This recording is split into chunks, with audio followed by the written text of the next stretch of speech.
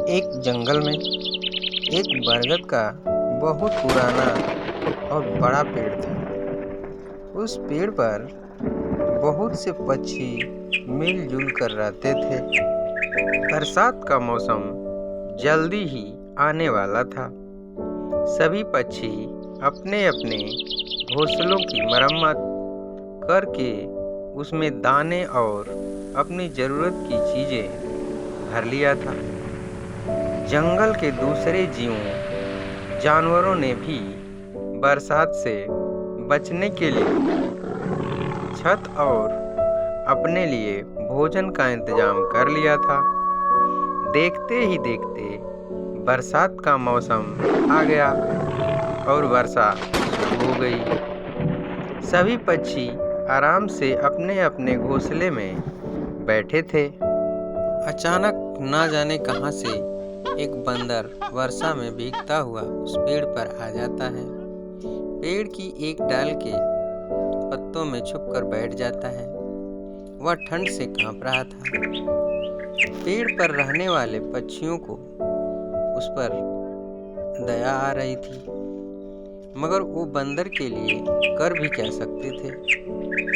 उनके घोंसलों में भी इतनी जगह नहीं थी कि वह बंदर को अपने घोंसले में पनाह दे सके। जहाँ सब पक्षियों को उस पर तरस आ रहा था, उसी पेड़ पर बाया नाम की छोटी सी चिड़िया रहती थी। वह सोच रही थी, कैसा मूर्ख है यह बंदर। इसके पास भगवान ने हाथ पैर दिए हैं। अगर चाहे तो अपने लिए घर बनाकर उसमें आराम से रह सकता है, मगर उसे तो सारा दिन हुड़दंग मचाने से ही फुर्सत नहीं मिलती। बंदर को ठंड से कांपते देखकर बाया पक्षी को रहा ना गया। वह बोली, बंदर भैया, हम पक्षियों को देखो, हमें देखो, हमारे पास हाथ नहीं है, फिर भी हमने अपने रहने के लिए घर बना लिया है।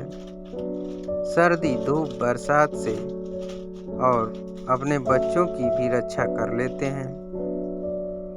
तुम्हारे पास हाथ पैर दोनों हैं, पर तुम उसका उपयोग सारा दिन शैतानी करने में लगाते हो। आप ना तो अपना और ना ही अपने बच्चों के लिए बरसात हो या ठंड हो, इससे बचने के लिए जरा भी नहीं सोचते। धिक्कार है आपके जीवन को। बाया पक्षी की बात सुनते ही बंदर को गुस्सा आ गया। उस मूर्ख बंदर ने यह बात नहीं सोची कि बाया पक्षी उसे उसकी हालत देखकर उसे समझा रही है। बंदर को आज जो कष्ट हो रहा है, उसके जिम्मेदार कोई और नहीं, खुद बंदर ही है। वह फिर क्या था। एक ही उछाल में बंदर गुस्से में उस बाया पक्षी के घोंसले वाली डाल पर पहुंच गया और बोला, बाया की बच्ची, तू अपने आप को सयानी समझ रही है? बड़ा घमंड है तुझे अपने घोंसले पर, तो ले। बंदर झपट्टा मारकर बाया का घोंसला तोड़ दिया और जमीन पर फेंक दिया। घोंसले में बैठे बाया के छोटे छोटे बच्चे घोंसले के साथ जमीन पर जा गिरे। बाया जोर जोर से रोने लगी। बंदर दूसरे पक्षियों के घोंसले को भी न तोड़ दे। यही सोचकर पेड़ के सभी पक्षी एक होकर उस बंदर को अपनी चोंच से मार मार कर वहां से भगा दिया। इसलिए कहा जाता है कि मूर्ख को सलाह मत दीजिए, नहीं तो अपना नुकसान तो कर ही रहा है। जाते जाते कहीं आपको भी नहीं ना नुकसान पहुंचा दे।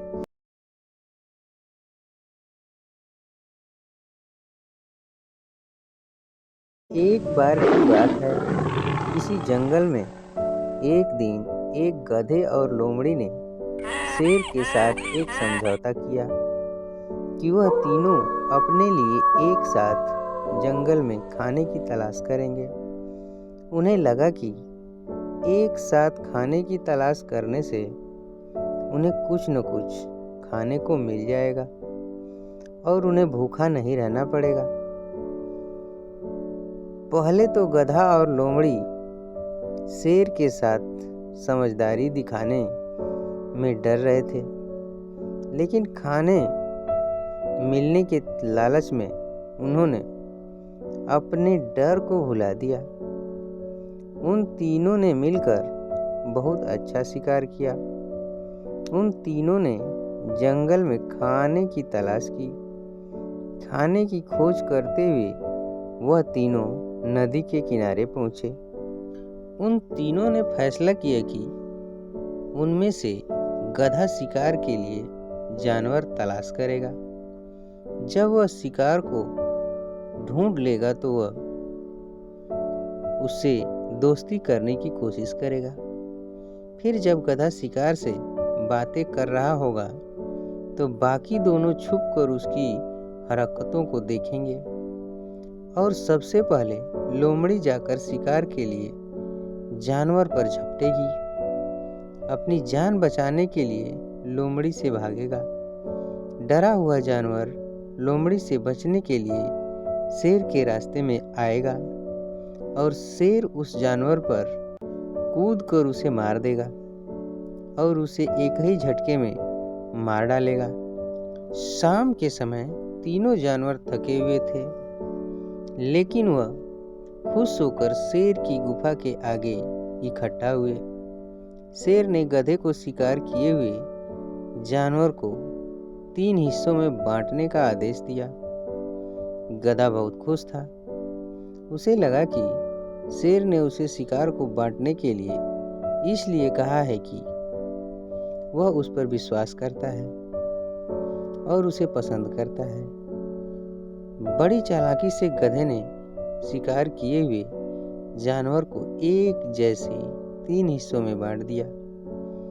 गधे ने शेर को कहा, सर, मैंने आपके कहे अनुसार शिकार के 3 हिस्से कर दिए। अब आप दोनों अपना भोजन ले सकते हैं। शेर ने 1 मिनट के लिए गधे को घूरा और फिर उसे बोला, ओह, तो तुम्हें लगता है कि तुम दोनों को भी मेरे जितना हिस्सा मिलना चाहिए? तुम्हें लगता है कि इन खेल में तुमने सिर्फ शिकार से बातें करके बहुत महान काम किया है और तुम अपने इस काम की मेरे शिकार को मारने की काम से तुलना कर रहे हो? यह कहते हुए शेर ने गधे पर झपट्टा मारा और उसे 1 सेकेंड में मार दिया। फिर उसने लोमड़ी को शिकार किया हुआ खाना बांटने के लिए कहा। लोमड़ी ने शिकार किया हुआ खाना एक साथ इकट्ठा किया और उसमें से ज्यादा हिस्सा उसने शेर को दिया और अपने लिए थोड़ा सा खाना रखा। यह देखकर शेर बहुत खुश हुआ। शेर बोला, तुम्हें खाना बांटने का हिस्सा किसने सिखाया है? तुम तो बिल्कुल सही ढंग से खाना बांटते हो। लोमड़ी ने बताया, मैंने यह आपसे सीखा है। जब आपने गधे को मारा तो मुझे समझ आ गया कि आपको ज्यादा हिस्सा देना चाहिए था।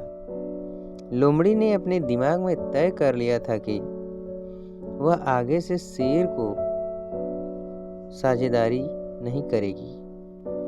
इस कहानी से यही शिक्षा मिलती है कि दुष्ट चाहे कितना भी अच्छा बनने का नाटक कर ले, लेकिन समय आने पर वे अपना असली रूप यानी दुष्टता को दिखाता ही है। इसलिए हमें ऐसे लोगों की दोस्ती से दूर रहने में भलाई होती है।